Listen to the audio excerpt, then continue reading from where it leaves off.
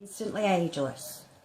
Instructions inside. I've never tried it, so I'm going to try it now so you can all see.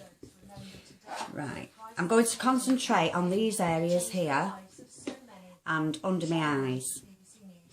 So you get a very small amount, and now I've had a bath and I've moisturised. Got a magnifying mirror, and I just put where on the areas I'm going to do.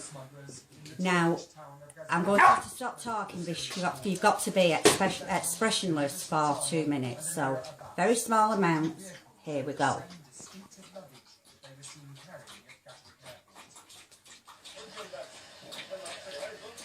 Some of the conversation on this newly uncovered footage is unclear, but there seems to be a reference to Syrian passports.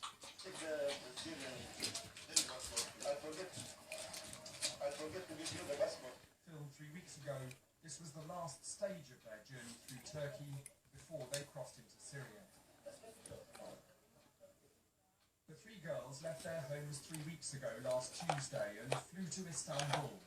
There they waited in a bus station for 18 hours before taking a coach down to Gaziantep, where the new footage was recorded.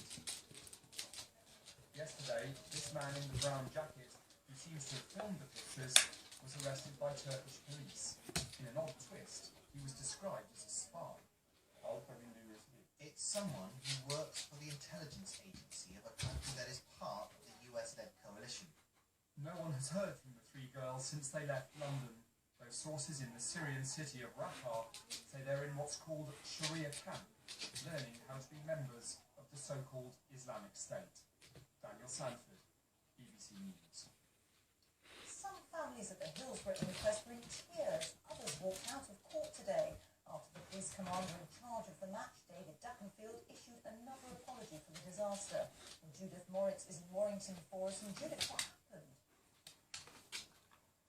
Well, David Duckenfield had just said that for some time he couldn't even bear to hear the word Hillsborough and had needed medical help to cope with it, and had told the families that he has since come to terms with reality, become older and wiser, and decided to tell the whole truth. But then he moved on to talking about a piece of video which he's recently seen. Now that, he said, was at the inside of the gymnasium at the Hillsborough ground. And that was a real news on the day of the disaster as a temporary mortuary. It's where some of the relatives had to go and identify their loved ones. He said that video was one of the most moving things he'd ever seen. And then he said there must be nothing more undignified than having to say your loving goodbyes in such a tragic situation and such a public environment.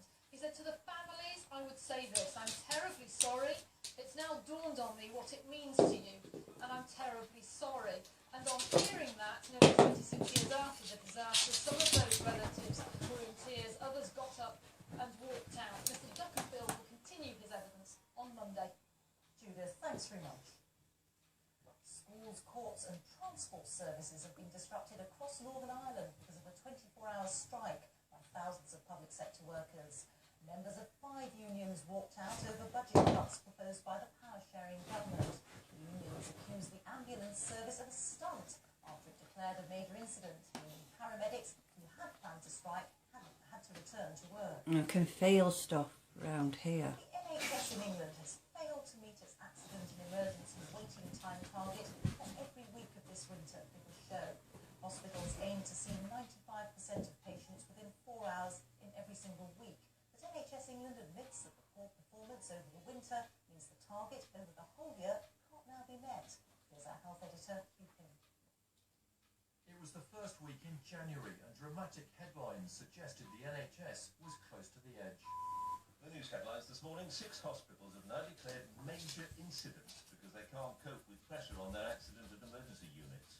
This hospital in Wolverhampton was one of those under intense pressure, barely able to handle the flow of patients into A&E.